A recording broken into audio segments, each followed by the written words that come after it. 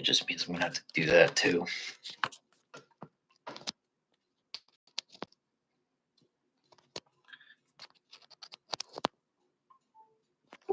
See if that works. Like, I am not a fan of having to do that, but okay. All right, ladies and gentlemen, this is going to be a bit more of a different angle that I'm doing today. Not doing any karaoke videos at the moment. I'm not going back to ranting. I'm kind of going over something that's a little bit more of a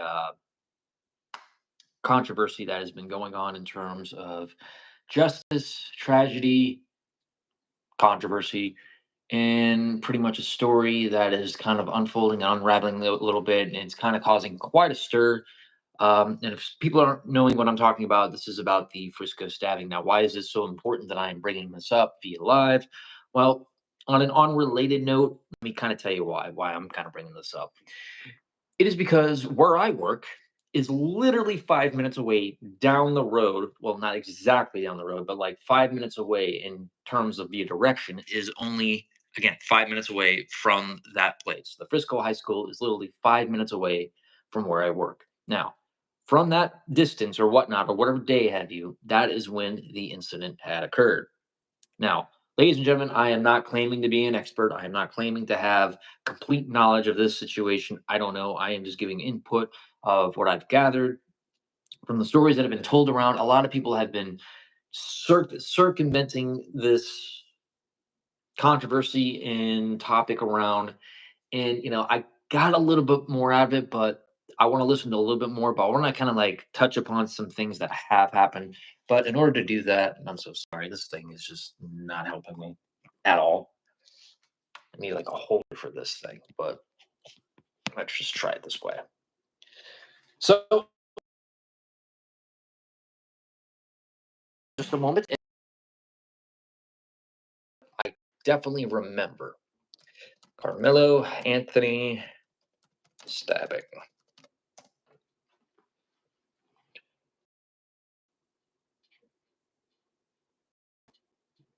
I'm not.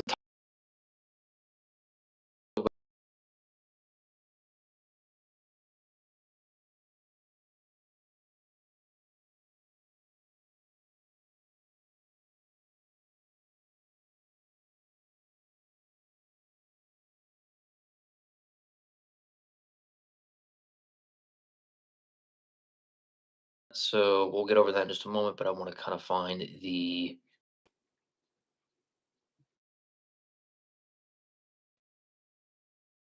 one right here. It's how it is. Unlimited creation. Describe your needs, and AI will transform your tailored brief into a unique. The high school athlete accused of stabbing and killing another high school athlete at a track meet in Texas is now out on bond. This is video of Carmelo Anthony leaving the county jail. All right, so here's what I remember out of this. Is a lot of people were kind of discussing the bond was set technically at $1 million, which is kind of bizarre because there was much more intense moments that were set at the bond was usually put at $250,000 as opposed to $1 million. So this is kind of a new stretch for me. But like, why would that amount be stretched all the way to $1 million? But apparently it was lowered down. So I might be giving information a little bit mixed on that one, but again, it's because you hear one thing from one source, another source tells you another. So this is kind of why we're kind of going over that to kind of clear up the edge on that to make sure we got that. Hello, thank you guys for coming in. WFAA in Dallas, a judge.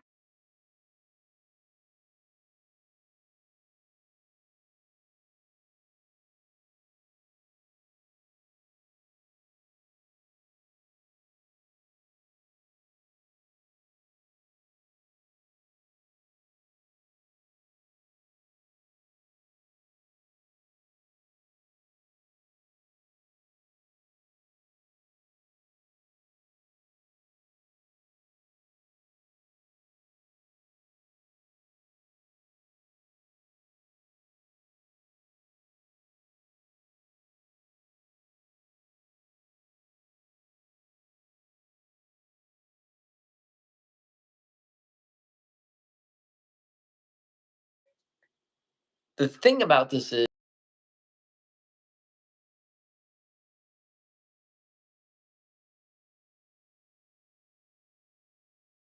knew some people from that.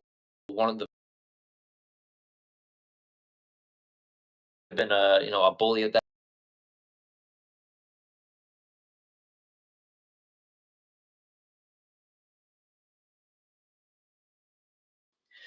Anthony Carmelo is a student at Frisco High School who happens to be their side of that area.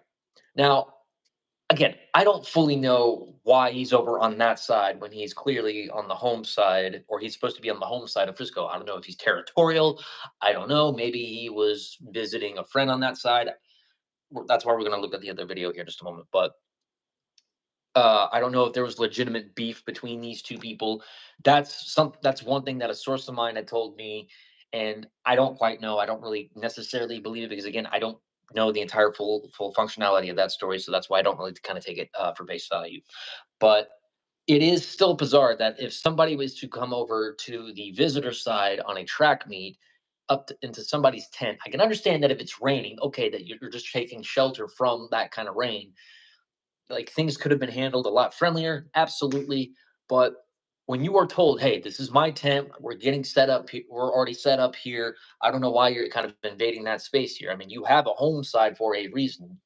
Um, that's not something that's never been a good idea to what you should ever do.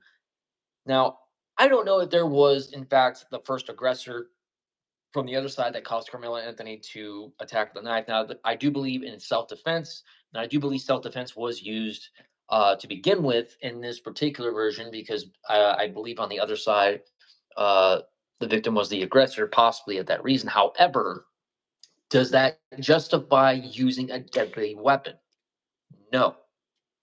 And I say that because and as much as it really does not help that point, the thing about that is that when you're using violence, at least the actual rate of harm at least kind of effectively goes down as opposed to using an actual knife, which the effective rate of tremendously. Now, take along the factor you have metal stairs that go down into a stadium area. So, yes, there is a dangerous area, but at least the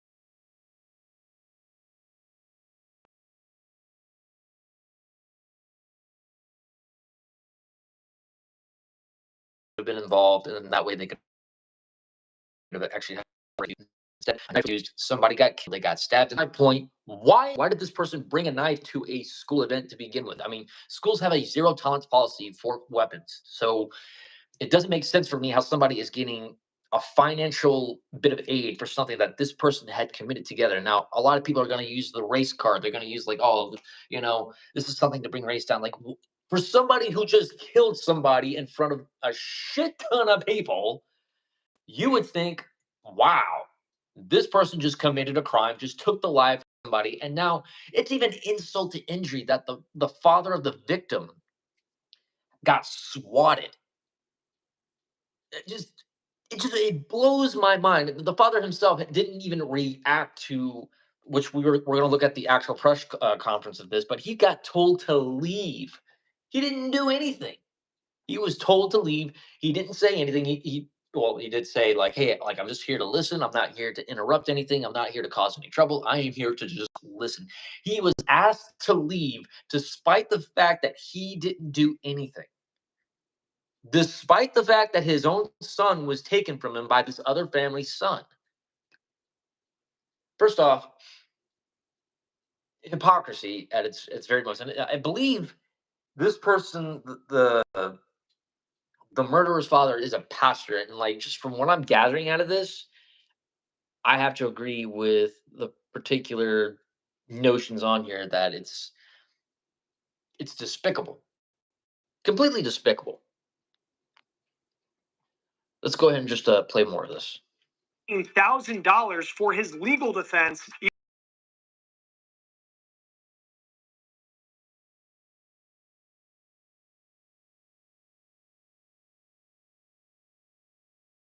Die in his twins' arms after hit by law and crime. I'm Chris Stewart.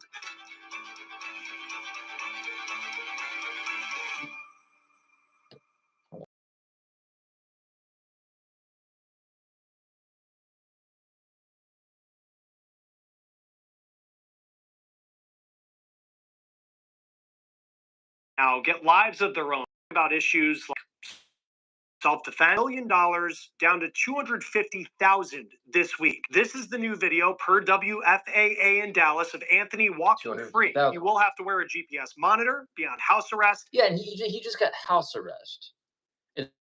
There's a campaign where over $400,000 was raised for him. Now, credibility, where I'm going to say for Carmelo Anthony before all this had occurred, is that he was pretty much a good student. You know, he's pretty much a good athlete. He was also working jobs too. He was working at HEB. Very commendable on that act. I'm not going to actually lie there because that's on his record too. He's actually got a good commendable job. He's been a good student as far as I'm aware, and a top-notch athlete. Like he had all that pretty much going on, but yet now I feel like no, I don't feel like I know. I know he's just pissed it all away now because I'm pretty sure they're not going to let him back into to school anymore after all this had happened, and pretty much your effective future is now changed.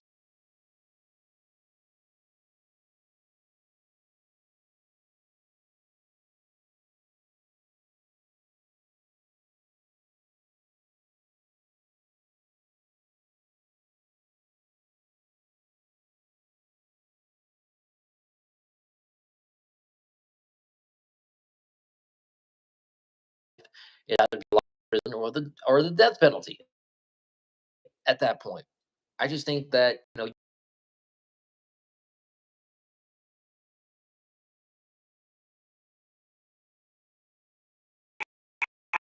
Happened when they responded to a high school track meet in the middle of the day on April 2nd for the report of a stabbing. One officer writes, Anthony allegedly told him, quote, he put his hands on me. Okay, so pretty much in that version or from that perspective,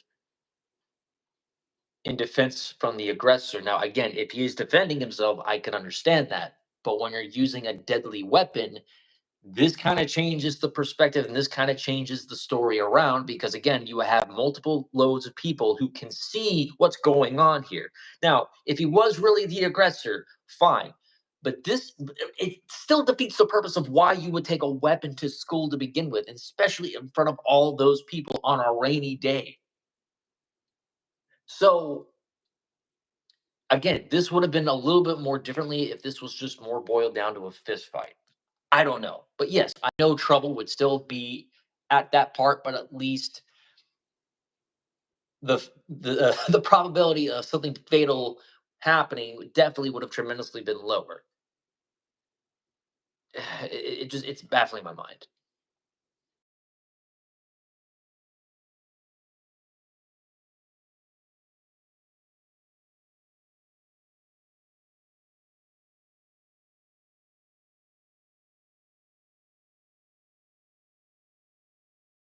I did it. Several witnesses He admitted it. also came forward to tell, but I want to first talk about the victim in this case. In this track meet as well, he was a high school football star in his own right. He was a junior at Frisco's Memorial High School. He was team MVP of the football season last year, and his dad says he had a 4.0 GPA in the classroom, and he was planning on playing college football. And when you look at his social media, you can see he was serious about it. Austin posted multiple pics from recruiting trips to places like the University of Arkansas. That is a big-time Division I school. The suspect, Carmelo Anthony, he was captain of his high school's football team. That was Frisco's Centennial High School, which is just about a 14-minute drive away from where Metcalf went to school. These two schools separated by roughly 7 miles. Carmelo Anthony, class of 2025, Centennial High School, Frisco, Texas.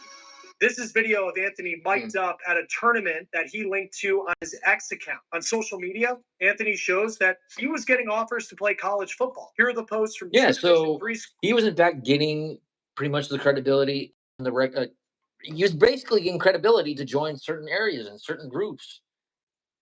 He's holding down a good job, top-notch athlete, and a good student from school. So why would you piss that all away over again, what was your business over in the visitor side? That's the thing that still kind of perplexes me. What was that person's business in the visitors? Was it because he had legitimate beef with that person? That's what I'm trying to figure out. That's what I'm trying to get to the source of. schools that apparently wanted him on their team. On Anthony's Huddle profile page, which is a social media platform for football players, Anthony made his bio, quote, "God has shown you the right path."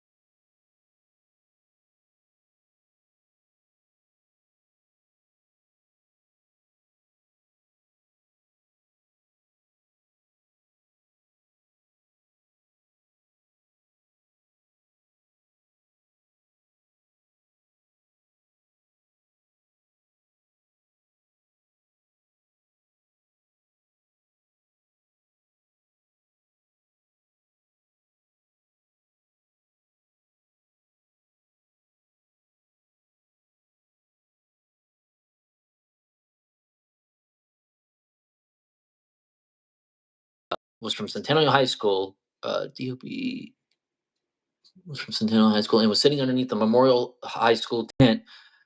Austin had been told that he needed to move out from under their team's tent. Again, team's tent. He had asked him to leave, and Anthony grabbed his bag and opened it and reached inside to proceeded to tell Austin, "Touch me and see what happens." No one really thought about. No one had really thought Anthony really had any weapons in his bag, and Austin proceeded to touch Anthony. And then Anthony told Austin to punch him and see what happens. A short time later, Austin grabbed Anthony to tell him to move, and Anthony pulled out what was recalled as a black knife and stabbed Austin once in the chest and then ran away. Austin began grabbing his chest and telling everyone to get help, and he advised, not knowing that Anthony's name, but stating another Memorial track member was friends with Anthony and he couldn't identify Anthony. He described Anthony as a black male, skinny with possible goatee, short puffy hair, and wearing Centennial High School clothing. This concluded contact. Okay, hold on. I think this is a little different. Hold on.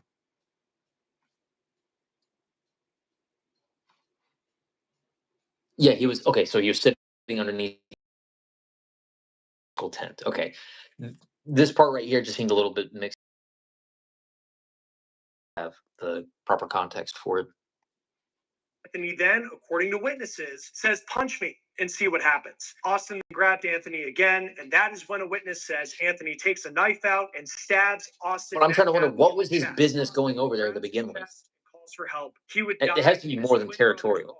arms near the track. This is a law and crime legal alert. Did you know that children under the age of 21 are being diagnosed with some serious conditions like type 2 diabetes and non-alcoholic fatty liver disease? And research is potentially linking ultra-processed foods to those outcomes. Our partners at Morgan & Morgan are stepping in to help. This is a law firm with a lot of experience in fighting big corporations, and they're ready Anyway, to scan the QR code on your screen. Not dealing with that. If you want to get your name, phone number, and address off the internet, but want to handle the removals yourself, Stupid ads. This is what his twin told WFAA TV in the hours after all of this played out. He's like, "Make me move." Also grabbed his backpack. This kid, I tried to whip around as fast as I could, but I didn't see the stab. But then I looked at my brother, and then I'm not going to talk about the rest. Austin seemed to be very. I mean, and that's heartbreaking because pretty much Austin died in his brother's arms. I believe his other brother's name is Hunter. I believe Hunter Metcalf. I'm so sorry. One's brother dying in another brother's arms is very heartbreaking. I'd be pretty fucking heartbroken too, because again, I'm a brother. I'm pretty much a brother on both sides of my family. Because I have a stepbrother. I do have biologically a half sister and also a half brother on that end. And I also have another half brother pretty much in this part.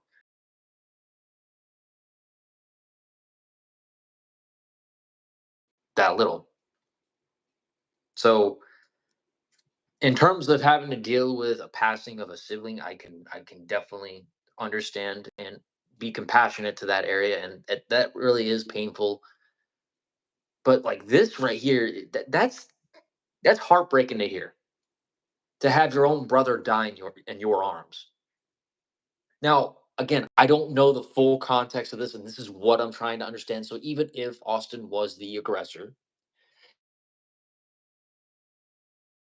by taking the life of somebody, because again, if this was more of a fist fight, this would be a different story in its sense, but yeah, it would still pretty much be, again, a murder that happened. That's why this entire story is taking off.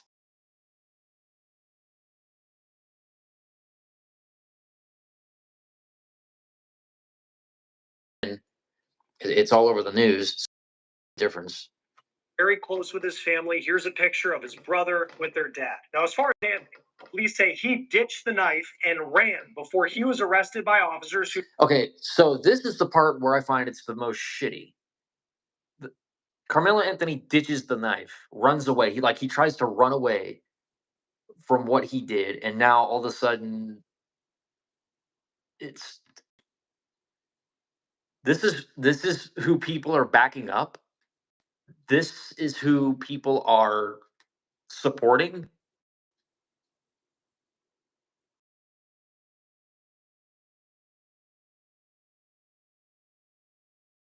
Admitted it, but you, from what is gathered, you ran away, then you admitted it later on.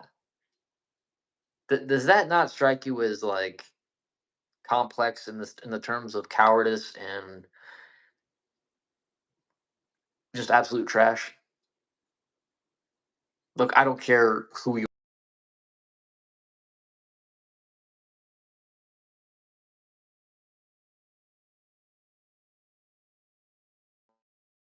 like, that does not matter.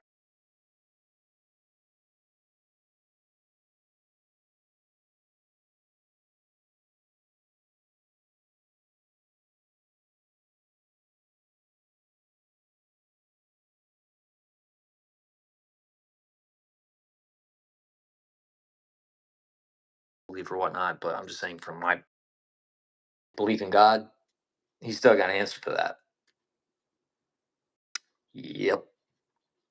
To note in their reports that Anthony was hysterically crying when arrested and asked if Metcalf would be okay. Anthony seemed what happened was self-defense. Police, though, have not seen it that way. Here's the probable cause affidavit. You can see Anthony is facing a charge of murder. And initially, he was held on $1 million bond. And that gets us to the update that we are following this week after a hearing about that bond. At a court hearing, Anthony, his attorneys, their family argued that the bond was just too high, that it was unfair to be that high, that Anthony had to remain behind bars ahead of his trial, which could be months from now. A judge decided to lower Anthony's bond from $1 million to $250,000. Cameras weren't allowed in the courtroom, but this is what we're hearing about what happened. Anthony's parents testified and argued that their son is a straight-A student, that he's never been in trouble before, and he's the oldest of four children. He also worked 2 jobs, including currently as a cashier at a grocery store. And on top of that, he was captain of his high school's football team. According to CBS News, Anthony's And he was a top-notch athlete, just like I said. $1 million to $150,000. Prosecutors didn't call witnesses at this hearing, but they said bond should stay the same because they argue that's typically where bond is set for murder cases in Collin County, Texas. Since Austin Metcalf's death, the Anthony family has been able to raise quite a bit of money for Carmelo Anthony's legal defense. This is the fundraising page on the site Give, Send, Go. It's similar to a GoFundMe, and at this point, you can see it's raised more than $416,000. This page was started by the Anthony family, and it reads, quote, "The narrative being spread is false, unjust, and harmful. As a family of faith, we are deeply grateful for all of your support during this trying period. Your prayers and assistance mean more to us now more than ever." Why do I get this strange feeling that money's not going exactly where it's supposed to go? Why am I getting this cold, shivering feeling running down my spine? Like this is not exactly where that's going. And bear in mind, I'm actually looking on both sides of the spectrum here because I do know that both parties here handle things the wrong way in some instances. I will understand that Metcalf's situation, he told him to leave. Yes, that part I can stand by. He told him to leave. The tent was set up. He was basically underneath there. If it was raining, it still doesn't make sense because if I remember, this is a track meet and this is a let me also put this into perspective here, because at the football events that I went to in Little Elm, which is basically next door to Frisco, there is areas that you can go under, especially in rain, where the concessions are. There is ceilings.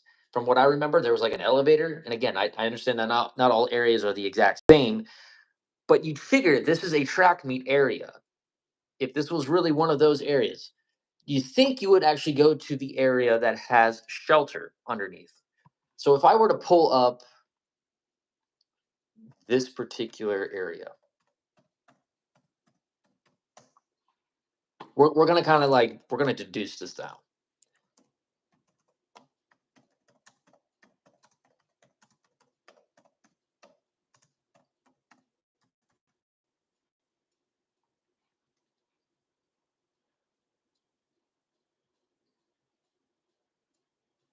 So it was a track meet at the Canyukandel Stadium. All right, so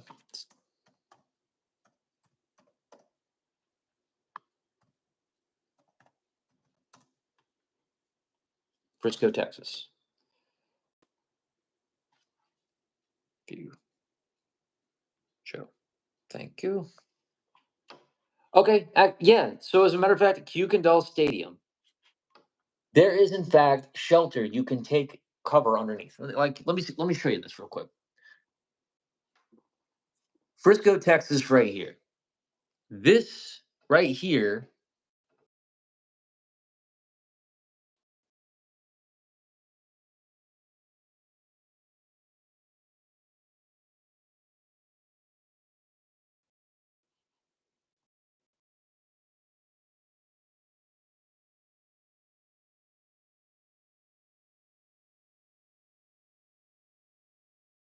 real quick.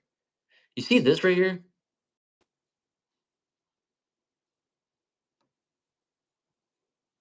So tents were set up right here. I'm pretty sure tents would be set up too, especially in rainy weather in certain areas. Now, if there was any tents on this side, and that isn't if, this is one thing that I will kind of grant. If there wasn't any tents, I could somewhat understand that. But then again, wouldn't everybody themselves either try to run for cover or, try to get into their cars or whatnot? I mean, why wasn't this the case for Anthony to either find shelter or find a car that he could go to, like a car that maybe he owns? I don't know. He's a student after all, but then again, students do drive to school sometimes too. I've had friends of mine who drove to school.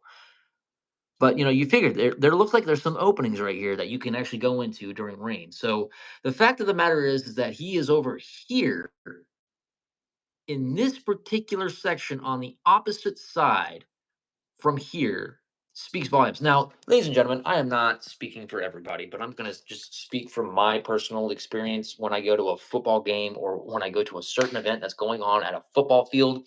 I always stay, when it comes to home, I always stay on the home side. I've never once been on the visitor side. And I should also know that the football games that we have with the Little M Lobos versus the Frisco Raccoons, we have had legitimate beef. Believe me, we've had people booing each other left and right. So we've had legitimate beef in the past. We're talking 2009, 2010 year. This with this, it's because shit can happen, right? But at least now I've known better to actually stay on one side in case if any drama had happened. I don't know. Shit has happened at certain games too. But when it comes to this is a completely story altogether, because at least it kind of shows. And yes, there are openings here. There's no really way to have cover. But if people had tents on this side and there was an entrance area or the vestibule area of that stadium you can go into that has shelter underneath, you'd figure if it's raining, why don't I just go underneath there? But I guess the real thing that I'm kind of thinking of, what was his real reasoning for being over on that side to begin with? Now, if he had friends over on this side, understandable. I can definitely see Carmelo Anthony's side on that if he had friends on that side. Or this is the part that I can't really let slide. If he had beef with that person before, and that's why he went over there, maybe. I can't say that for sure. I don't know. I can't play conspiracy theorist. I can't, because I don't have full information of why he's over there. It's just from what other sources tell me is that there was probably legitimate beef between those two. I don't know, but it doesn't sound like that because it doesn't seem like that information was properly input to begin with. Anyways, let's just move on because I know I'm taking up too much time. Ever. Comments on the side of the page show people giving money and people who believe that Carmelo acted in self-defense. Give Send Go has become, in many ways, the go-to site for defendants who find themselves in interesting legal situations. It's the same site where people have raised hundreds of thousands of dollars for the legal defense of Luigi Mangione, the man who's accused of killing United Healthcare CEO. We're Phoenix Energy, a family-owned oil company focused on unleashing American oil. This isn't in a North ring with Dakota YouTube, and I know. Montana. We've already Over sold is the over. Brian Thompson in Manhattan. Give Send Go is an alternative to GoFundMe because GoFundMe doesn't allow campaigns that raise money for the legal defense of those accused of violent crimes. In the past, it's been a site that's become a go-to place for people raising money for Kyle Rittenhouse and people who were arrested in connection to January 6th. Now, in this case, Anthony's father was reportedly asked during this hearing why the Anthonys haven't used the hundreds of thousands of dollars already raised to bail their son out of jail. It might be $1 million bond, but in some cases you can get a bail bondsman to cover most of it and you just have to put forward 10%. He said to that question, the site isn't a bond fund. Metcalf's family also has a fundraising site, but the money for that was used in part to lay their son to rest. Right now, that page has more than $341,000. Metcalf was laid to rest last week at a church in Frisco. The Metcalfs are encouraging people to donate money to create a scholarship on their son's behalf. Anthony's bail was lowered to $250,000, and we'll talk about why the judge did that in just a moment and why at least one defense attorney believes that was a fair decision. The court said that Anthony would have to be on house arrest, wear that electronic monitoring device, and will check in with the court each week on Fridays. According to WFAA, the judge said in the courtroom where every seat was filled that deputies provided more security than she had ever seen for a case, which is just an example of the attention that this story is receiving in Texas and beyond. Joining us now once again to talk about this case is criminal defense attorney Bridget Williams, who is based in Dallas. I know when more of this place, Carmelo Anthony was first arrested, we chatted a bit about this case. Let's get to I want to start with the kind of the headline update that we've received this week, which happens to do with the bond amount going from $1 million down to $250,000. Was this a fair decision by the judge? Let's start with one. I love the way that Judge Tucker phrases this. This is a bond hearing. This is not a trial setting. In my experience with Judge Tucker, she's always been extremely fair. She listens to both sides equally and gives both sides equal weight. So I think that she starts with the fact of this is a bond hearing. The purpose of a bond hearing is if we reduce this bond, will the defendant come back to court, right? What is the likelihood of them coming back to court? And if they are released, what is the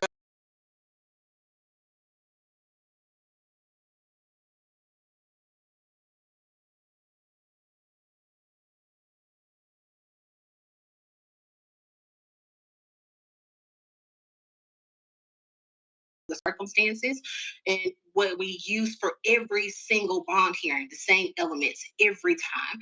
And then she weighs that and determines what is the correct amount. My understanding is that the defense counsel went in asking for $150,000, the state asking for $1 million. And so it's the judge's job to use judicial discretion based off all of the facts as it relates to the elements for the bond hearing, and then determine what is a proper amount to issue it and also attach conditions as she did do in this circumstance. And because I do think when you look at some of the chatter around any sort of bond decision, and this isn't the only case where kind of public opinion, when a bond decision comes down, has people debating on both sides. Bond, and you talked about this a little bit, it's not necessarily saying, it's not to punish someone. The point of bond. And that seems to be something that the public often thinks its purpose is supposed to be. That's right. I mean, it's not that at all. It's not supposed to. I think this is actually one of the elements, not to be used as an object of oppression. So the purpose of it specifically only is, will this person come back to court? And if released, are they a threat to the public or to themselves? And so that's what the purpose of that bond hearing is. And so when we go back to thinking of those things, I think the judge ruled fairly in this situation, especially adding on the conditions that she did. I want to talk a little bit about kind of what we know about this altercation that took place, because I think since the last time we talked, there's been a little bit more information that's come forward where you have Carmelo Anthony and Austin Metcalf who are exchanging words verbally. And then at one point, Carmelo Anthony says something along the lines of touch me, see what happens, and then says punch me, see what happens. And then Austin Metcalf, according to witnesses, puts his hands on Carmelo Anthony, and that is when Anthony allegedly takes out a knife and stabs Austin Metcalf. The defense, it seems, will go down the this was an act of self-defense argument as this case goes forward. How does the kind of what we know took place based off witness testimony compared to, how does that align with the law and how the law sees what self-defense is? And the law in Texas is very clear as it relates to self-defense, and that is, am I presenting equal force to that which was presented to me? And is that reasonable, right? So reasonable force is it equal? And in this situation, Also, it's a hard defense in that case to claim that it's also self-defense when you also ditch the knife after the fucking fact. You know?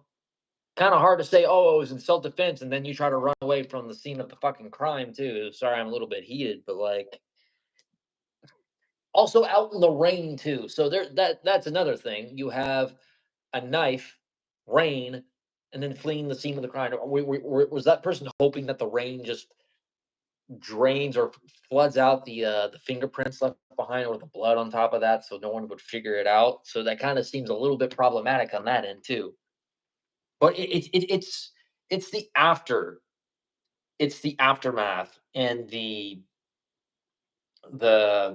let's just say I wouldn't call it the epilogue. I would say it's more of the after effects of after the murder that also tremendously pissed me off, which we'll cover here in just a second. But like, that's something I needed to kind of brush up upon, because it really kind of puts a dent in the whole self-defense act when you flee the scene of the crime. and it's not necessarily equal. And so that's the reason why we have discretion, we have ranges of punishment, we have trial settings, and we have mitigating circumstances. So in this particular situation, in this young man's mind, he thought that he was being threatened. He thought that he had to give self-defense in the way that he thought that he needed to provide it. However, the law is very clear. Again, am I presenting equal force, which was given to me? So if he says, Okay, but the most important thing that I think we're leaving out is, why was he over there to begin with? Especially the fact that he had a knife with him. Why was he over there to begin with? If he was, in fact, on the home side, the territorial side of Frisco, he was a Frisco student. Again, if I were to play the Little Elm thing again, what business would I have, or anyone who is a Little Lobo football fan? I'm only using football because football is the one I would usually go to because I'm a Little Elm Lobo fan. If I was on the team of the Little Elm Lobos as opposed to the Frisco Raccoons, what would be my business going over to the visitor side when my side's over here? Especially if it was on a rainy day, taking a weapon with me to that. Now you could argue the fact that, well, you're at the Little Elm athletic complex is not right by the high school, therefore it's not on school grounds. The problem is that it's next to an elementary school, which is called, I'm not going to say the name. It's next to an elementary school, so technically it is still close onto school grounds. So therefore, it is still part of school property. It is also still part of the state property. So therefore, school can actually have that declaration of zero tolerance of weapons. So technically, and therefore, that is not allowed. This stadium that I'm looking at here, it belongs to Frisco. It belongs to them. No. I was giving out an example. The Little Elm Athletic Complex. It is next to an elementary school, but it's literally about not too far away.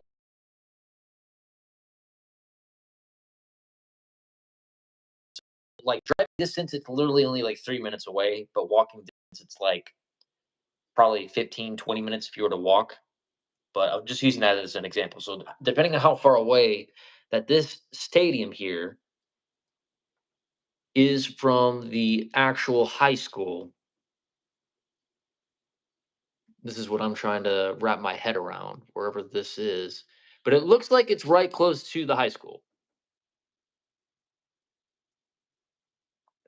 Because I drive by the high school all the damn time. Uh, I'm pretty sure that is exactly where it is. There's the road because again, it looks like that's because that goes off like literally 2 roads away from Preston Road. Because I work off of Preston Road, so it's basically like a 5-minute drive from where I work. So, true, but anyway. Well, punch me and see what happens. And this young man punches him. That doesn't give me the right to pull out a gun. That doesn't give me the right to pull out a knife. It's not equal. And so that is So okay, like, and if you really think about it, like, if this was more of a case of the guy was trying to strangle him to death and he was running out of air and he couldn't break free and nobody's helping, not saying the knife would have done any better in his defense because again, you're not supposed to bring a weapon. But if this was more of a case that like the guy is choking the ever loving life out of you, and if it was one thing if you were to just put the knife into like his arm or whatnot, or to his shoulder, or to like maybe his leg to break free, you would have had a better chance of a defense. However, in this case, it was more of a punch. The dude didn't have a knife on him. He didn't have a gun on him as well too. He didn't have any other melee weapon that was presented on with him. He punched him. Now again, if this was more of a fist fight, this story would not have blown up the way it is because I have seen a fight down the street over at a bar, literally 2 minutes away from where I lived. I have seen literally over 10 to like 15 people tackling each other. One person, and yeah, I'm surprised it didn't get covered on the news, literally ran over somebody's leg in the process. They were also damaging and beating somebody's car. So like it defeats the purpose of thinking, why exactly didn't this shit get covered? Well, nobody died. Now, it is possible that it could be covered because somebody's leg got run over, but well, it's just the shock of the news, right? But this story blows up even more because someone had actually lost their life. So, it's the conflict there of what and the I'm state heated. I and the apologize. defense are going back and forth about, or will go back and forth about. I do foresee this probably moving forward to a trial setting because of that specifically. This young man, in his mind, believed that he was defending himself, and that's the issue with sometimes with our laws when we talk about them. I've heard a lot of people say on social media, "Well, every person has the right to defend themselves." Yes, we do. However, that right of self-defense has to be, in fact, equal to that which was presented to you. Bingo. When I started drinking cold water to help me lose weight, Now, even my if friends Austin laughed was at me. the aggressor, But when they saw how fast I was changing, even if Austin was the aggressor, that still does not give Anthony Carmelo the right to take his life. Now, think of it as the example: if someone was to break into my house and cause harm for me, therefore you would have the right to either stab or shoot, because again, if somebody breaks into your house legally, you have the right to defend yourself and legally possibly kill them if they try to break in and try to do harm to you. Legally, you are allowed to. In this state, we don't fuck around with that, and I mean it. In this case, is not equal. You have fists versus a knife, just like saying you don't bring a knife to a gunfight, right? Just like you don't bring a gun to a bomb fight, just like you don't bring a bomb to a nuke fight. You can kind of see where the consequence of that would stack up in admits. You don't like, obviously fists would not compare to a knife because you can still beat someone up pretty bad, but a knife has a better chance of doing you more harm because again, it's more lethal and more deadly. That's what I'm saying. Is that different than I know that self-defense laws are kind of a state-by-state basis, where there are some states where if you argue, I was afraid for my life in that moment, I did what I had to do. It seems in Texas that it's not as clear, or maybe it is more clear in how the law says it, as opposed to where if Carmelo Anthony goes into court and makes the argument. Okay, but like if you want, again, this is the same thing with the argument, is that what was the context of him being over there though? That is the biggest missing piece in this entire case that I cannot seem to grasp. What was the real reasoning for him being over there to begin with? Because if you have that missing piece, I'm pretty sure you can deduce exactly why all this went down the way that it is. Again, whether if Austin was the aggressor or not, whether if he did do something he wasn't really supposed to do that ended up having his life costed, that is a shame. And believe me, I am on the victim side more than anywhere else. I'm just saying that certain actions could be avoided if certain choices were made a lot better. Now, of course, he did say, and this is, I'm not faulting Austin for this part, because he did say for him, you need to leave because this is their tent that they had set up there on the visitor side. That is a visitor side for the reason, and there's a home side for that reason. Don't get me wrong. And I'm being very, very compassionate for the father of the victim, and I hope he does get, the justice that he's been seeking, because obviously this is a terrible tragedy, and just it outrages me that this kind of goes to that. And we're going to get into the part that really outrages me here in just a moment. But we have two people that have good, outstanding bits of reputation, both tremendous athletes. And then we have Carmelo Anthony, who also has been holding down a good job. HEB, by the way, tremendous, by the way, an outstanding student in Frisco. And now he's basically thrown all that away over murdering somebody, which it needs to be understood of what the full context is. That's what we need. The missing part of that context is what we need. That missing piece right there. Why? Why was he over there? That's what we're missing. Why exactly was he over there? If you can answer that question, then I'm pretty sure we can fit the entire part of this entire mystery together. Because it doesn't make sense for me why Carmelo Anthony would be on the other side of that track, going up into somebody's tent, which he wasn't supposed to be doing anyway. Because if it was raining and he was on the home side, he could have at least taken the vest.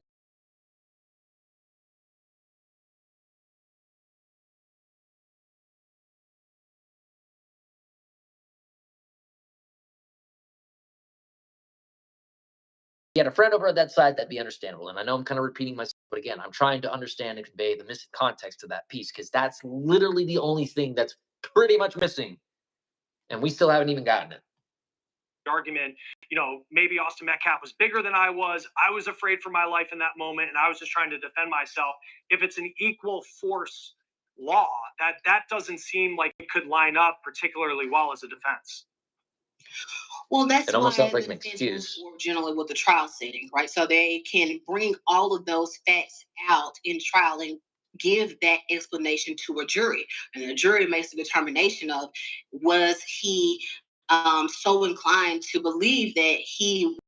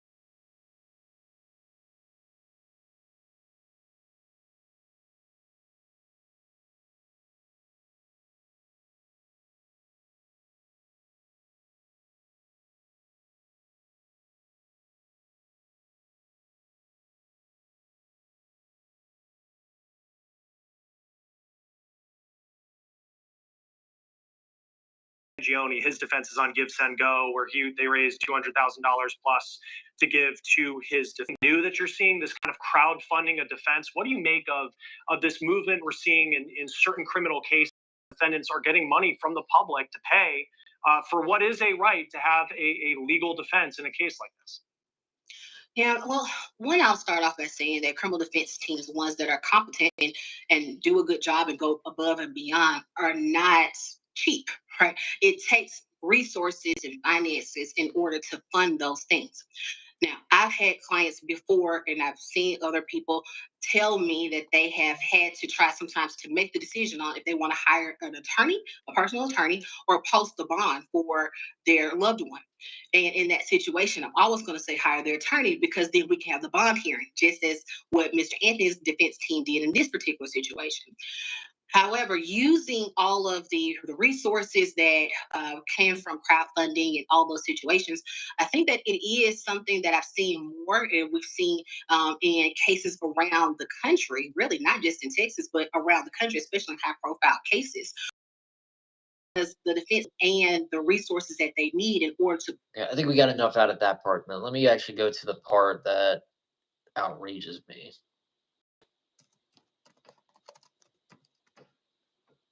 All right, the press conference. This is the one I really, really, really did not like to hear. About 30 minutes.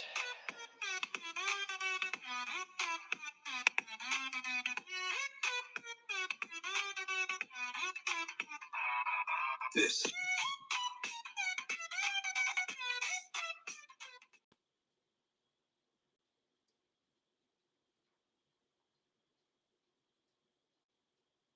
Hey guys, I just found an amazing digital marketing expert on Fiverr. The company had its most effective campaign yet. The team. I want to start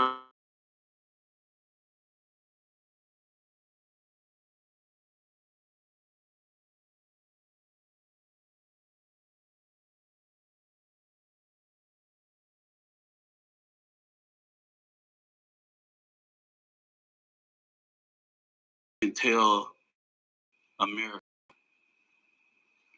Mistaken. The family has addressed misinformation about fundraisers online in the case overall.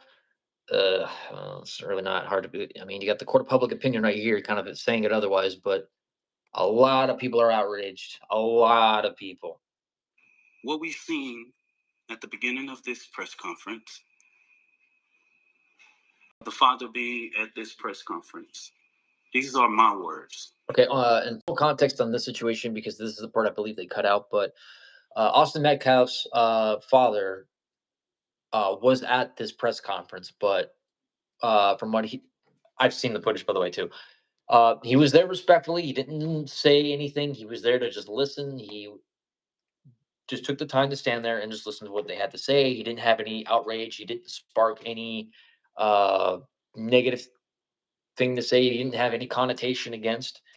He just stood there and he listened, but he was asked to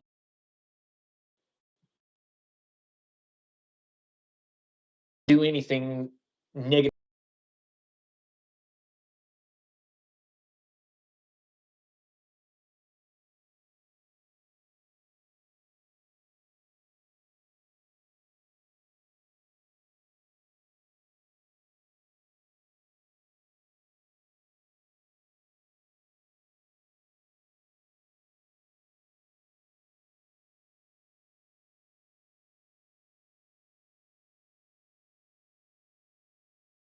So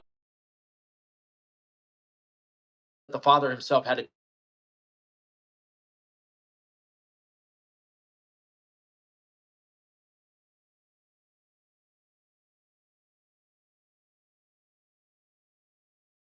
run that in for him. I can only imagine the person that's responsible for that. I really hope they're really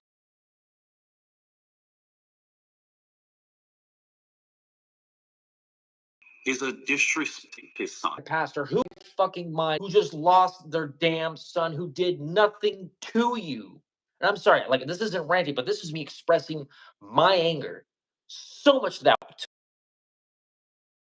flat out show so much disrespect in a press conference. It just seems like this family had more to gain out of a tragic situation than something that they're losing, which apart from their son going through a trial.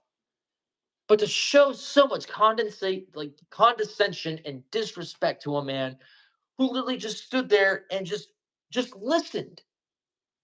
What crime is that? What disrespect is that he just stood there and listened, and you basically fuck you, fuck your son who basically died. This is our press conference. No. Who in their right fucking minds would do this?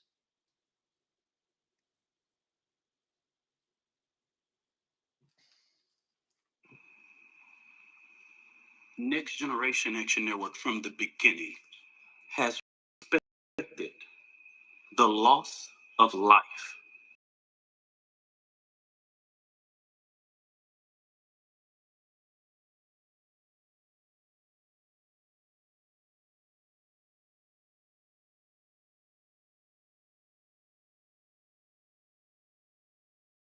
Begin with. Why would you spout at them out saying that it was a disrespect to his son? Where's your parenting at? behavior called not selfish, his self-defense when you are out in the rain and you run away from the scene of a crime after you stab somebody, even though the person, whether they were being aggressive, didn't have a weapon on them. Sure, maybe he used his fists, but how is that equal to a knife? You tell me this. There's no logic to what's going on to this right here when you're just spouting at the mouth with just so much. Oh, I can't even speak as I'm getting emotional now. Because if I was the father of a kid who literally just got murdered, I'd be fucking up in flames. I'd be pissed. I'd be heartbroken. I'd be so devastated. And if I ever heard that from somebody that tells me that, I would have told them to go fuck yourself.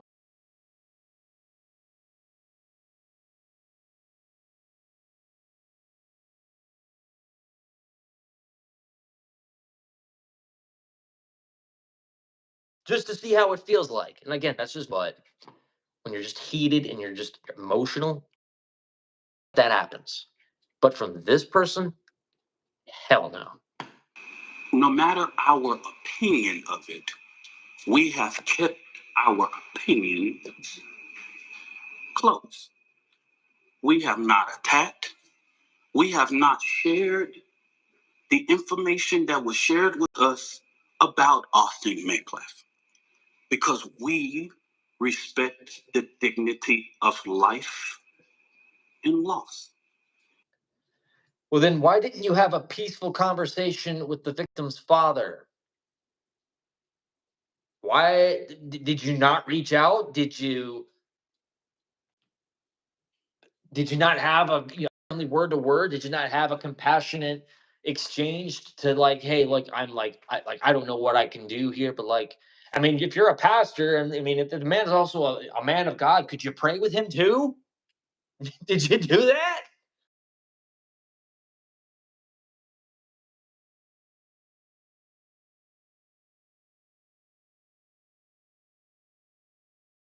Look like you have. No, you just said that he's disrespecting his son. He's not respecting his dignity when the father himself didn't once raise any bit of anger.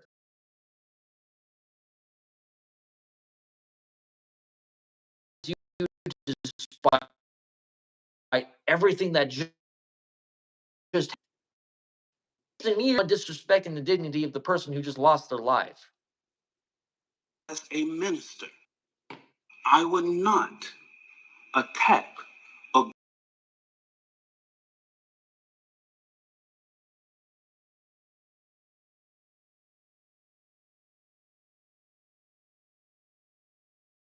and I have stood before this podium for that same. When the shoe is on the other foot, I will not do that. And all I'm going to say, as a matter of fact, why the fuck are we even having a press conference right now? Why? Come to think of it, why the fuck are we having a press conference? I mean, it's not now, but I'm just, you get the context. Why is this happening?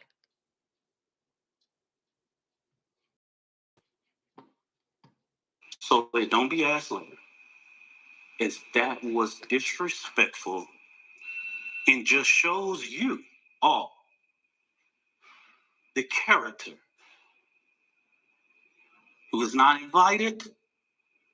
He knows. Doesn't need invited, you stupid jackwagon, dick sucking, cock sucking son of a stupid bitch. Are you fucking kidding me? For a minister, you seem to actually be a little bit more inclined with Satan at this point.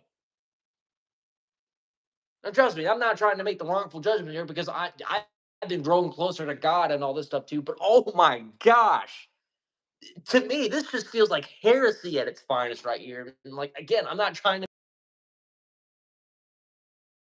but oh my gosh. It was outrageous enough for me to like listen to only like a partial bit of this press conference and seeing the footage beforehand, but now hearing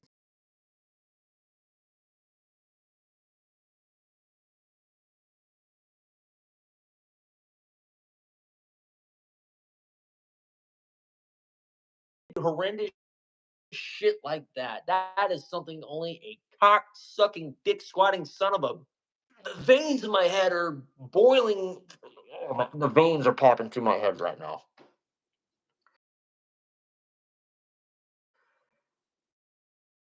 Oh my gosh. Lord, give me strength. And I mean it. Give me the strength to forgive and give me the strength to live in love. That is inappropriate to be near this family. No, I'm stepping away from it. I'm fucking outraged. Fuck you. Fuck you. Fuck you. Fuck you. Fuck you. Fuck you. Fuck you very much. For a minister, you don't seem to be in touch with Jesus at that point.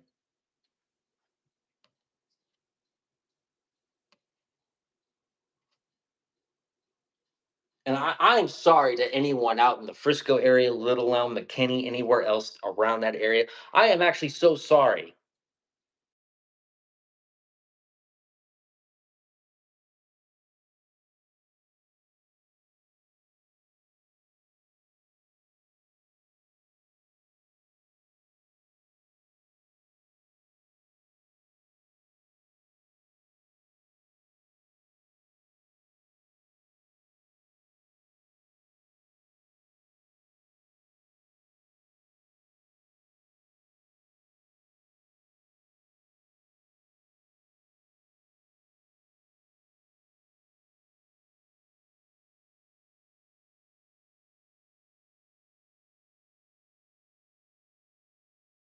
Not invited, and that he's showing so much disrespect despite the fact that he has not lifted one single finger or one single ounce of a lifted voice in anger.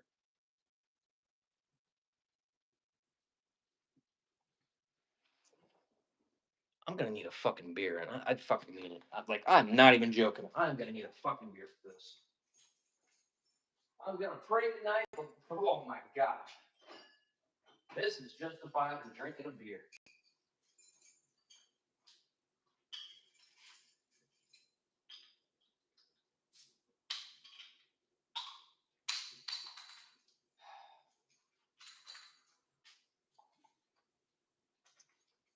Give me a second.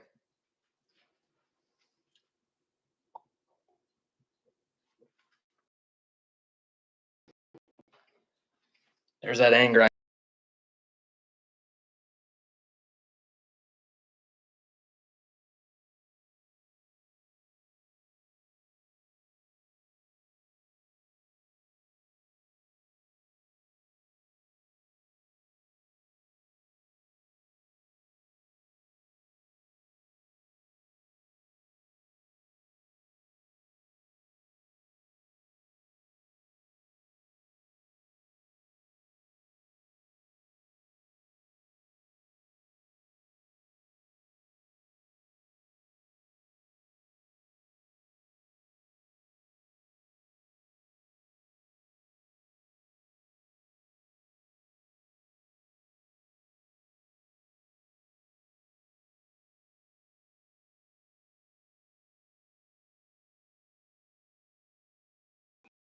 Everybody in the media, in these news outlets that I've never heard before, could have did the same thing.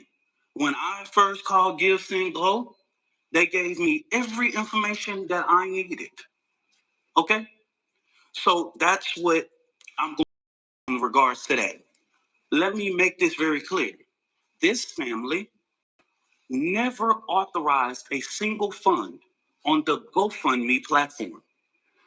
All of the funds that were raised on the GoFundMe were all fraud.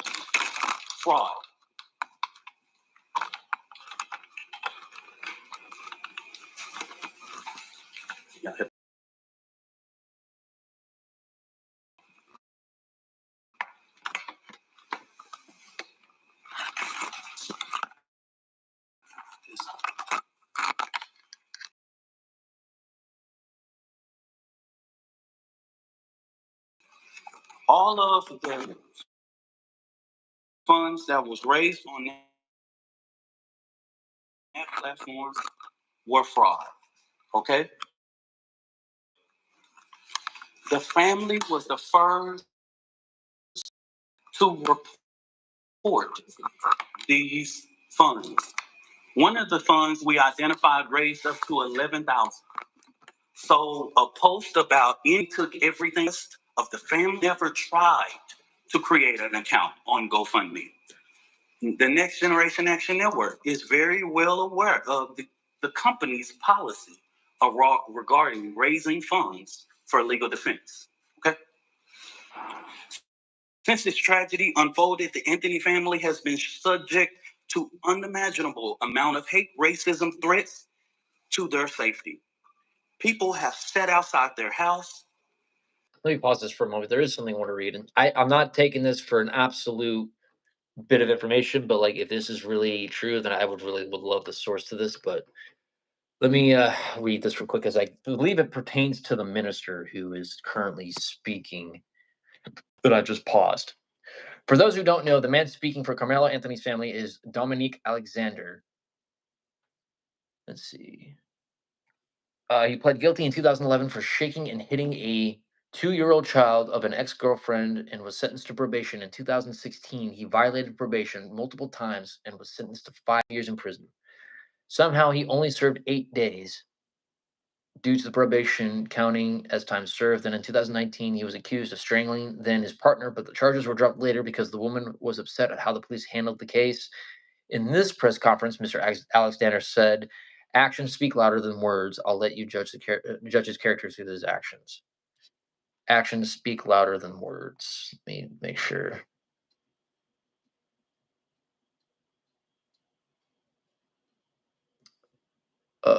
Dominique Alexander. So let me see exactly. I want to just verify that that is who this matches up to be.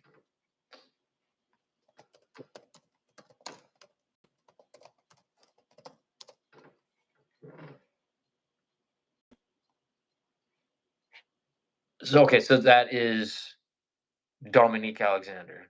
And from the look of it, yeah, not a whole lot of people are not happy with this fucking dude.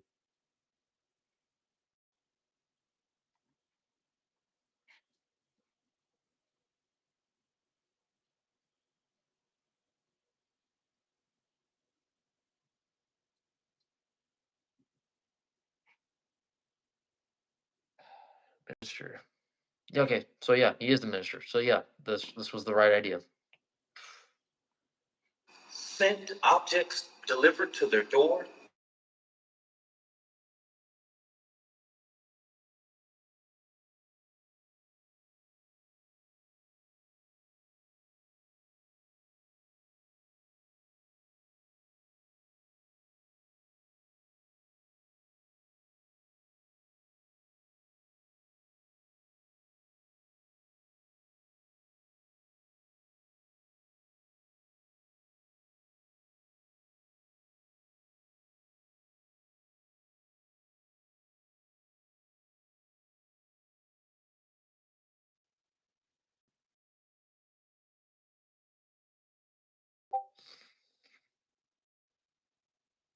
He says not.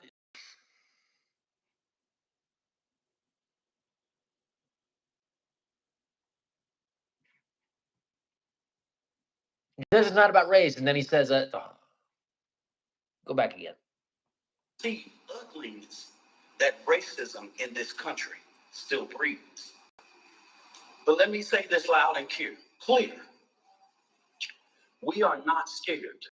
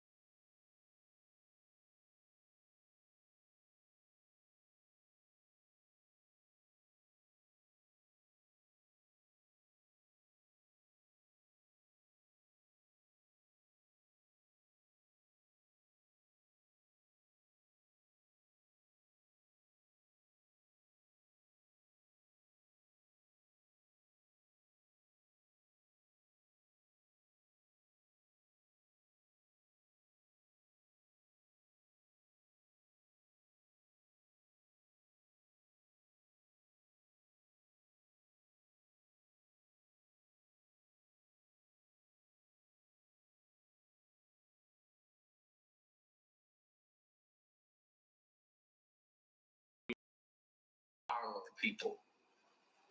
We not ask. This is irrelevant. If you want to talk about this, talk about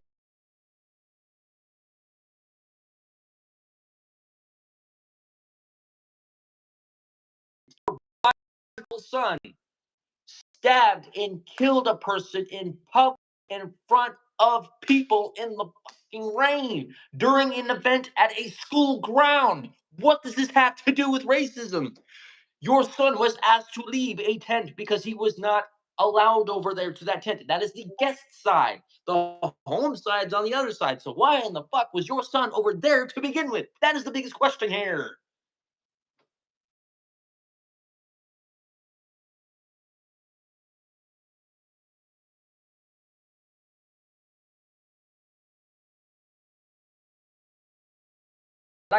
For you here too. I'm gonna break into my room and show you guys because I keep it on my wall every single day and I keep it to remind myself.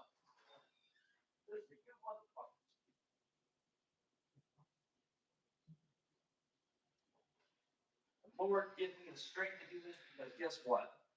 I want to show you guys what I keep next on my wall every time I go to sleep. I want you guys to see this.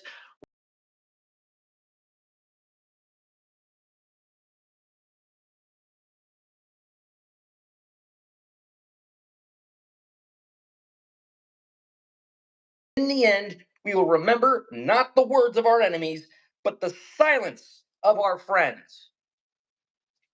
So don't you dare ever, ever try to tell me, in case if any of you motherfuckers are watching, ever try to twist any sort of thing on me saying that, oh, I believe in racism and I believe in all that shit. No, because this isn't about race.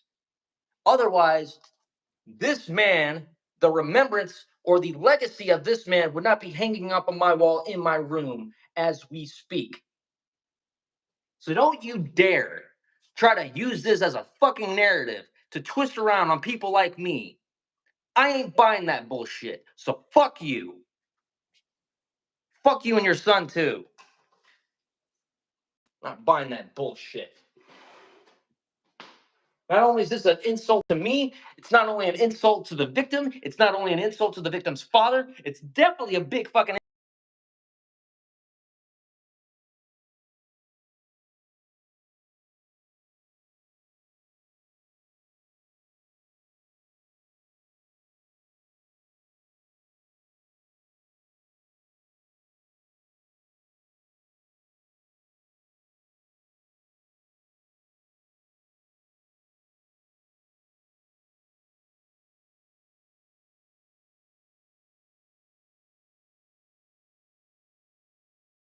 For permission to stand up for the rights of our children.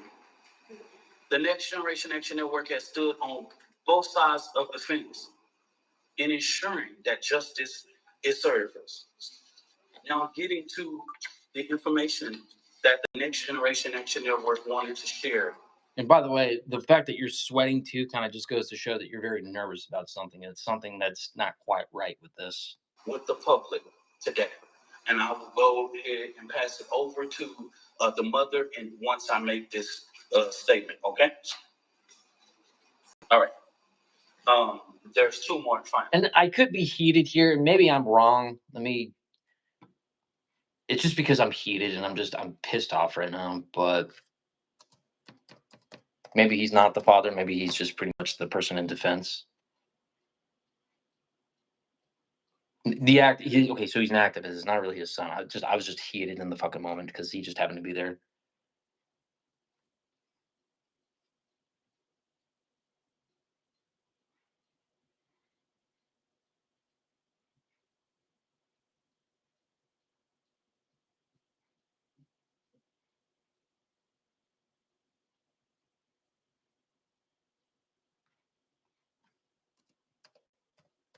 So it wasn't his father. It's just, again, it was an activist. I believe that's just in his defense.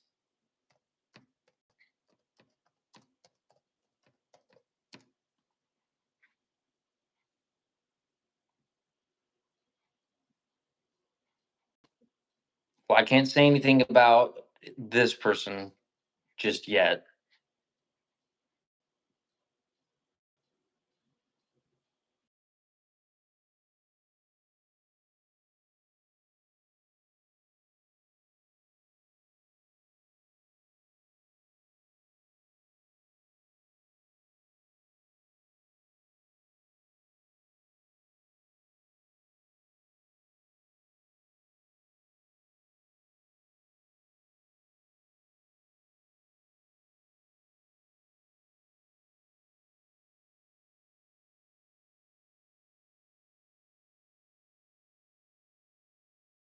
Carmelo Anthony's due process is not violated.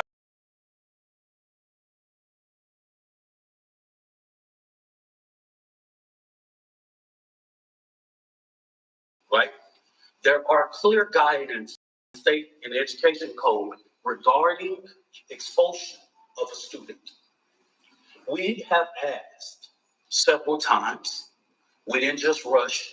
We have had these conversations over the last several days. And we have stated that it is just outright wrong to get involved in this. Carmelo Anthony doesn't have to walk. He doesn't have to involve in any senior activities. But Carmelo Anthony is a 3.7 GPA student. And if he doesn't even go to class for the remainder of the year, he would graduate. Okay? We've asked that Frisco do not make a decision in this situation. But Frisco ISD has notified of their intent to expel Carmelo Anthony. Fucking good.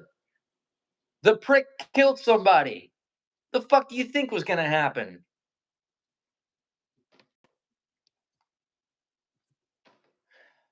You know, for a minister, you really are fucking dumb.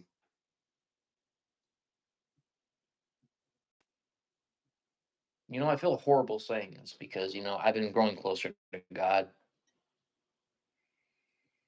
And I really don't like saying this shit. I really don't. But for a so-called minister, you seem to be making this more about a racial and political issue rather than facing the truth and facing the fact that somebody that you are defending, and I apologize for the misinformation because I, of course, mixed up the information.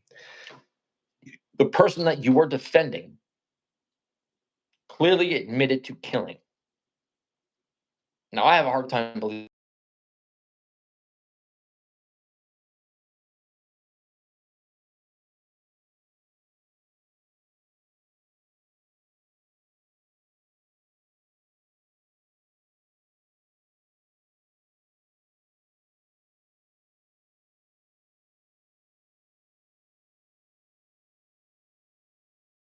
ISD is trying to push off the blame. And what I have not heard the media say. Okay, well, why don't you take the accountability for the person who clearly fucking admitted to killing and stabbing somebody? I have to side with Frisco ISD here. Frame of mind right here. They don't want anything to fucking do with him. And quite frankly, I don't blame them.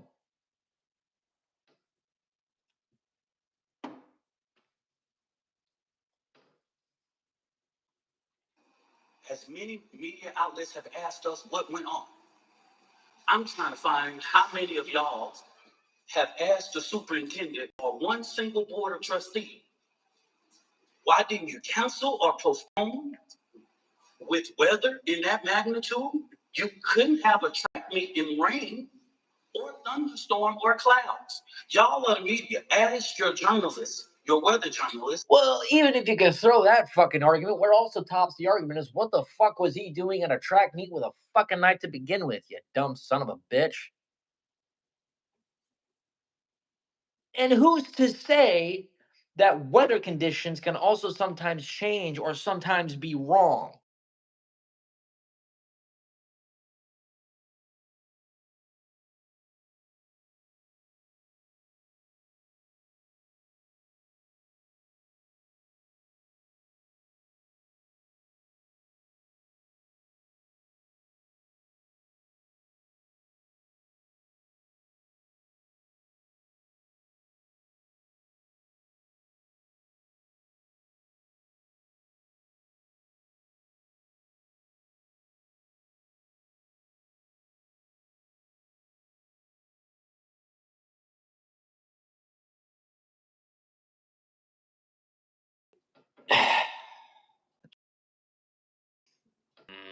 Let's just get through this, please.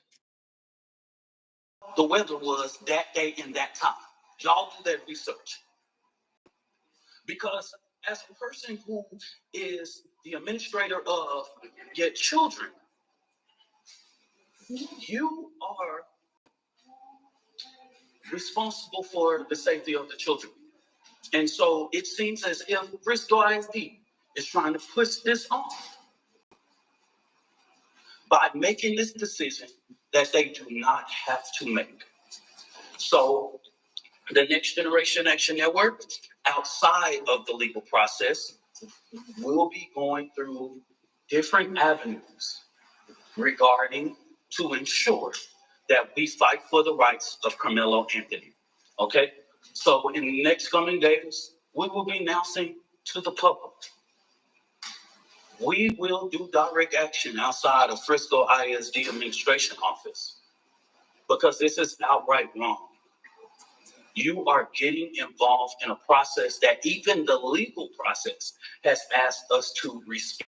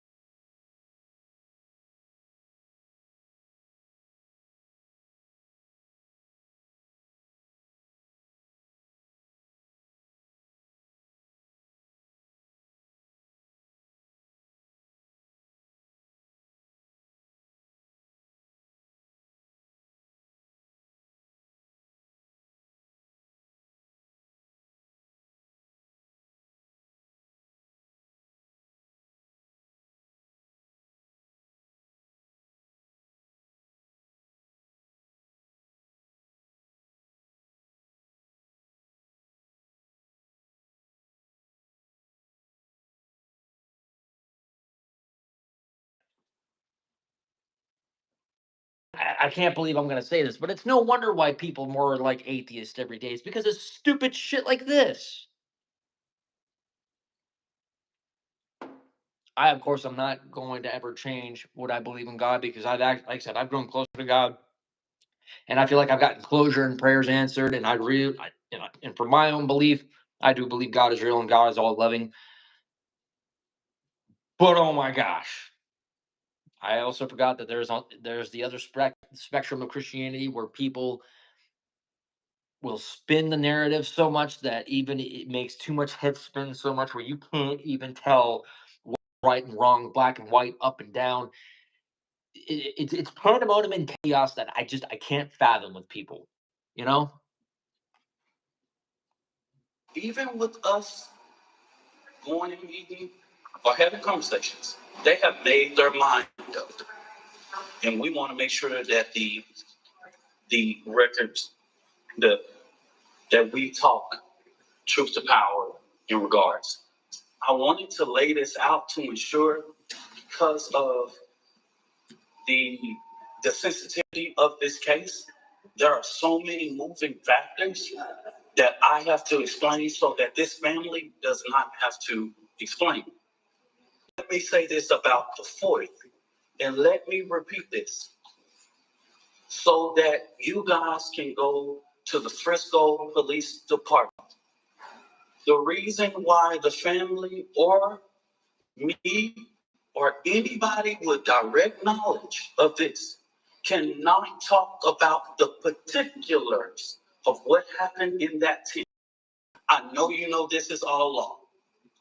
It's because if anybody tell you there was an adult near or inside or whatever, this current investigation knows nothing about them. Everybody. Hence the missing context of why Carmelo Anthony was underneath the tent on a rainy day at the track meet with a knife. It's like we're playing Clue here. Involved at this point of our knowledge are minors. In the state of Texas, you know we cannot release or talk about minors. So stop asking us the question. Well, right. He's 17 years old, but a lot of people want him tried as an adult. So if that's the case, good luck with that. Now, I do believe in the due process system. Everyone deserves due process, so it doesn't really matter. but he definitely needs to be tried as an adult. I mean, it's the state of Texas, and in the state of Texas, we don't fuck around.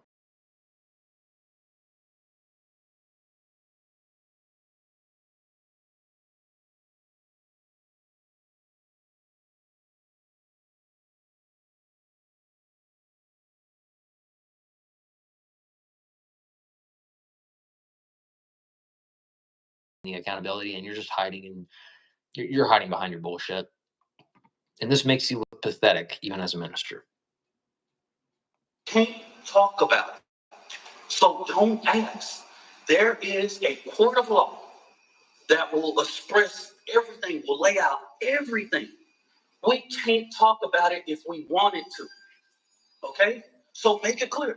Go back, confirm with Frisco Police Department. Go back, confirm with. And you know what? I can concede to that fact that, yeah, we can't really talk about certain things in certain cases. So I'll concede to that fact.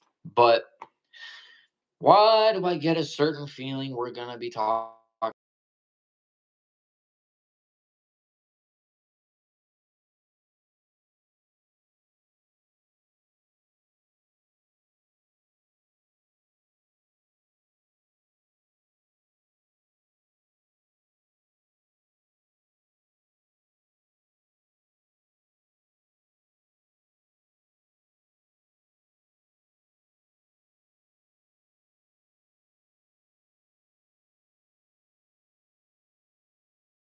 And I'm getting heated and I'm doing this, but again, it's because I'm expressing what I feel about what I see here. But you do realize that you're putting a press conference out representing your organization in regards to a murder investigation. A person who clearly just confessed.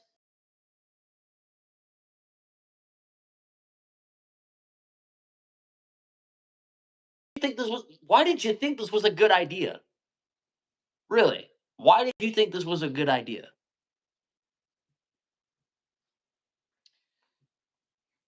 I haven't saw not one person single-handedly get this right in the public. They're minors, y'all. Just stop.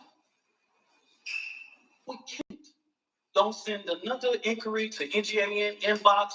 Do this, all of that. That's the reason why we felt like it was important to do this press conference today. We can't talk about it.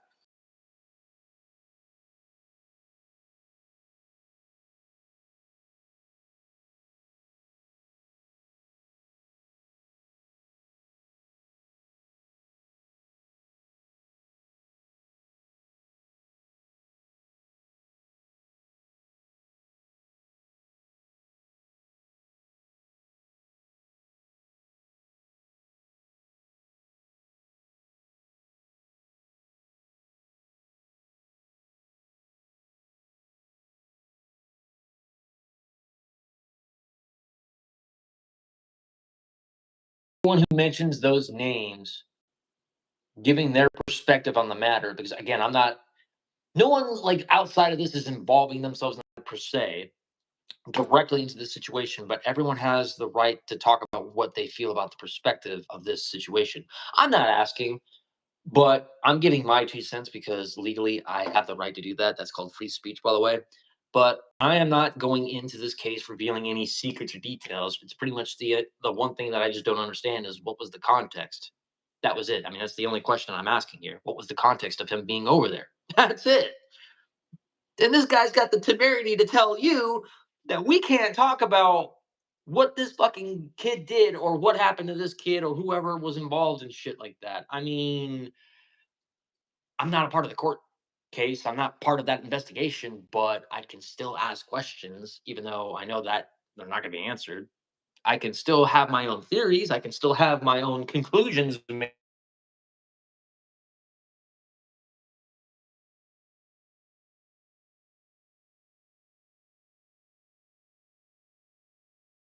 My own perspective on the matter.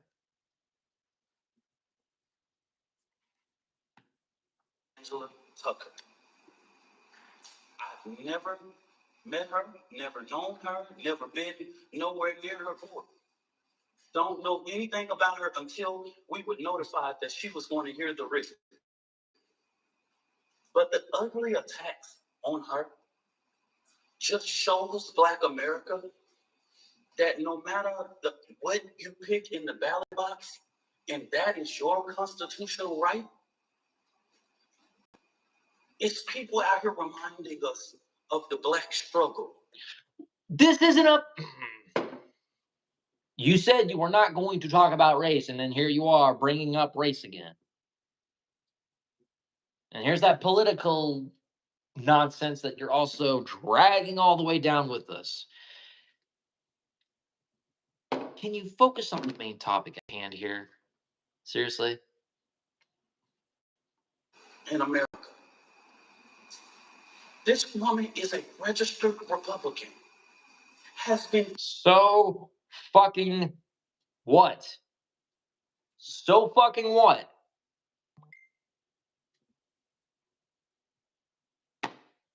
We're talking about a murder. A murder that happened in public.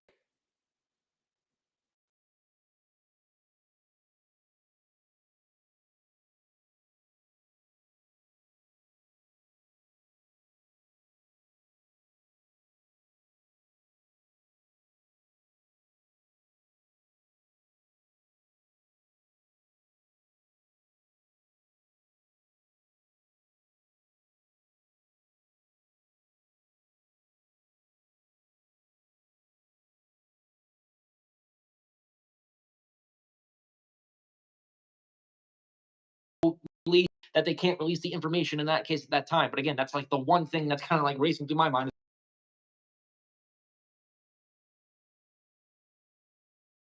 It's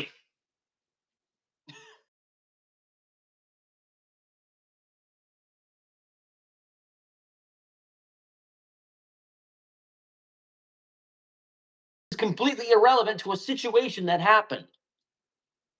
We're talking about a knife that was jammed into somebody's fucking heart over an escalation that happened in the rain because somebody shredded into a tent that they weren't really supposed to be in. Because he wasn't supposed to be on that side to begin with. He had his own side. He had home. Was he being territorial? Was that the fucking issue here? Was he just being territorial of his own school? Be a poor excuse anyway, but still. But no, we're going to bring this stupid shit up. For years, she put herself through school. She raised her family. She did everything. I'm a registered Democrat. Proud. That kind of explains a lot of shit here. I'm the chair of the Dallas County Democrat Resolutions Committee. I don't know that woman. And to call her leftist is just downright disrespectful. The bond that was given is according to law and consistency with practice. If Aaron Dean can get a $300,000 bond when he killed Tatiana Jefferson, Carmelo Anthony can get a $250,000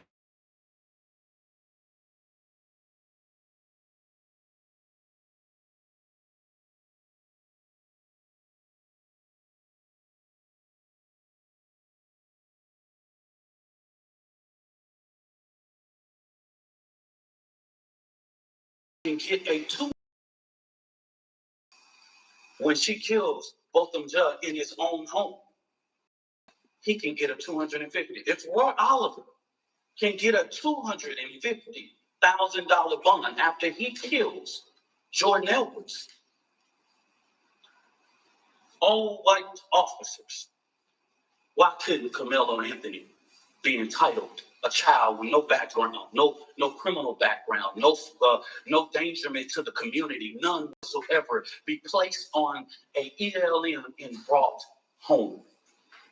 Please help me understand. Make this make sense. It's consistency. It's consistent with practice.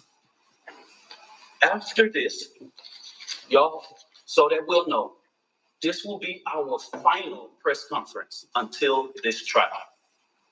We will not speak to the media again after this, okay?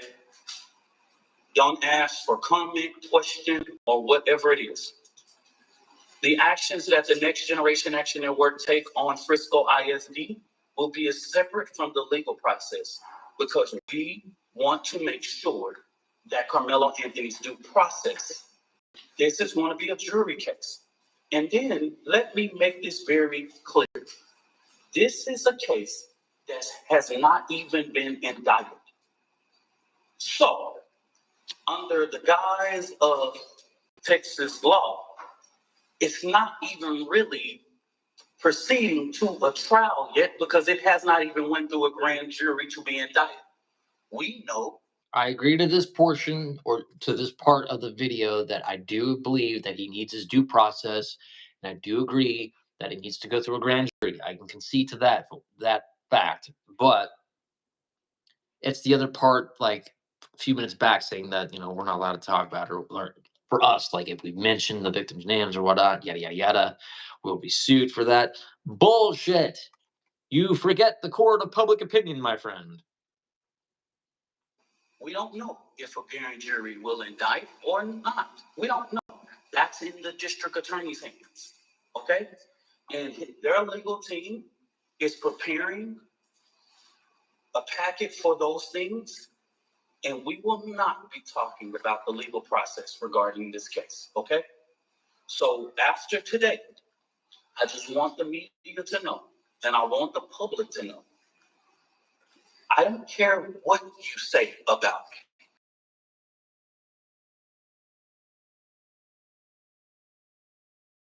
me. Tested and proven.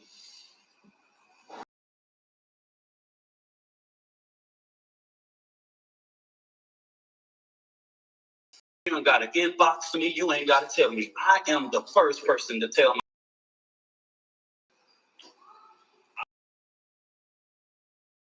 to know.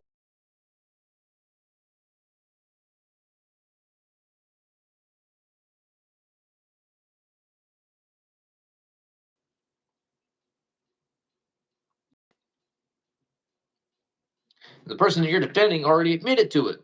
So why should I care? I mean, you already held a press conference out to this, and it just seems like you have more to gain out of this than what you claim to defend. I am a proven testimony standing here that God, even when you make mistakes. And I'm not going to make this about me, but let's put it this way. This happened in Frisco. Am I correct? Imagine, because again, I work literally 5 minutes away. Let's just say if this was me in that situation, my brother, like if I was the one in that situation, if I was 17 years old, let's put it into a scenario like this. And I'm not trying to make it about me, but let's just say it because again, shit has happened out here. There has been a lot of crazy shit that goes on in Frisco. There is. Crime happens. I mean, not even too far away from fucking Frisco. It was in Allen. There was like shootings going on all around. There was even a public scare going on at the Stonebriar Mall, which was literally across from where I worked. Apart from the natural disasters and apart from one person like griping at me during a tornado and I had to yell at him, telling him I don't give a crap about what you have to say right now. There's a tornado above us, but that's irrelevant. What I'm saying is that crazy crap happens all the time. Now, to say, put myself in that situation if I was the one who got stabbed. And imagine my own father had to be told by this man that he would be disrespecting the dignity of me if I was the one who passed away, if I was the one who got stabbed, and my own mother had to hear this. And this man wanted to say all this type of shit. I'm pretty sure my dad would act so differently from how this man's acting. Which the man acting was patient, understanding, and he didn't even like bat an eye. Pretty sure my dad would not be acting that way. He would have just said, fuck you, you're an asshole. I'm just going to leave it there. But it was noted that he was previously a cannibal.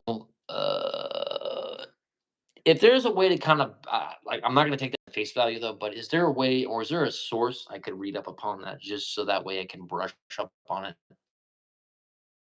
Is there a way, like, you can link it if you want, but I just God is not finished with your story. I'm going to bring this mother, Kayla Hayes, and it has taken her a lot of strength, y'all, to come and do this today. What about the father who came? What about him? No, I'm not talking about the father of. If you do find that article, then let me know, because I can't base stuff off face value. Just a heads up. I like to be a little bit more fair when it comes to with research. But as I was saying, the father of the victim, when he was down here, it had to have taken him a lot of strength and courage to come down here. But just to be told to leave because he was not invited, which I believe is absolute horseshit, because the man did nothing to you, is just downright wrong. And I want you guys to Okay. respect her as she reads this and giving her the respect that she deserves, y'all. I'm just gonna end it right there because I'm not gonna go any further. But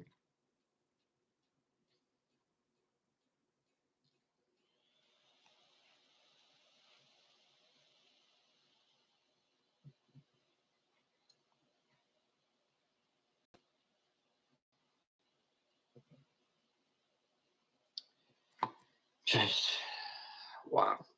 So you guys saw me heated. I was pissed off. I thought at first that was his father defending him, but no, it was actually an activist who was defending him. His father was the one in the background. So I got that part of the information wrong. So that is my apologies. That's just the price of me heated. So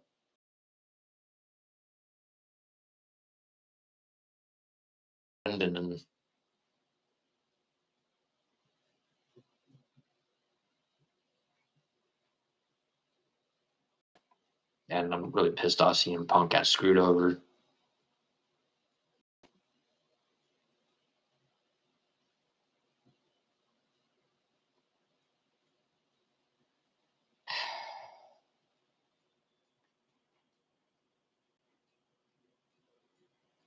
But I'm gonna end this off. Technically, right now it is 22 minutes past. It's Easter. I'm gonna retreat to. I'm gonna retreat to a more peaceful state of mind. I'm gonna go pray. Now, whether if you believe in God or not, I'm not here to. I'm not again. I don't harp on people for that. I mean, your beliefs are your beliefs.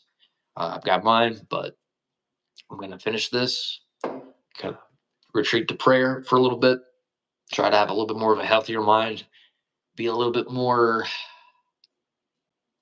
Be a little bit more empathetic or compassionate, despite the things that I've heard and seen. So his friends called his extra. But anyway, I do appreciate you guys taking the time to see this, to listen to what I have to say. Now, I do apologize if I had some of my information mixed up. Again, that's just the emotion that was getting to me. But thank you for taking the time to hear me. I gotta put my poster back on the wall. But today is the day of the resurrection of Jesus Christ, my Lord and Savior. So I'm going to go retreat to a more peaceful state of mind, pray. Yeah, I guess. I mean, YouTube. I'm not appealing to YouTube's stuff right now. If they say that, oh, I can't curse a certain way, uh,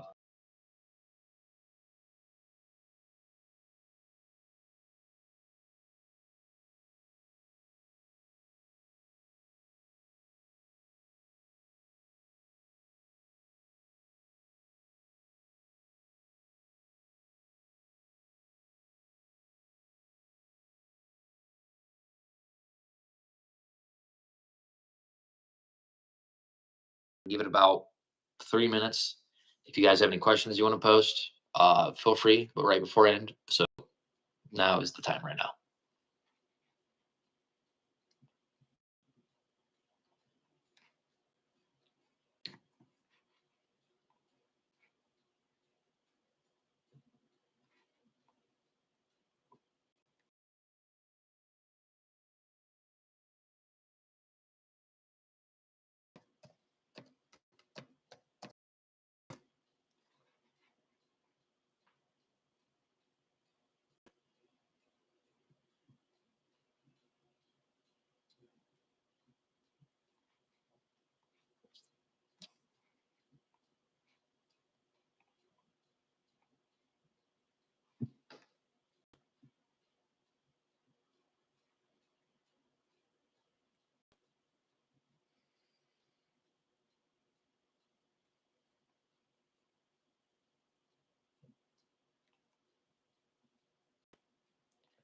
My usual plans for Easter, well, I mean, probably spend time with my family. I'm not sure if that's going to be the case though, because we were supposed to have Easter today or Easter celebration today. Because again, we're supposed to be getting severe weather.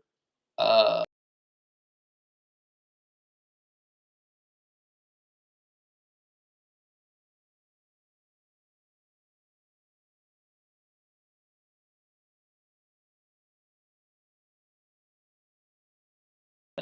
you know, I got everything in order.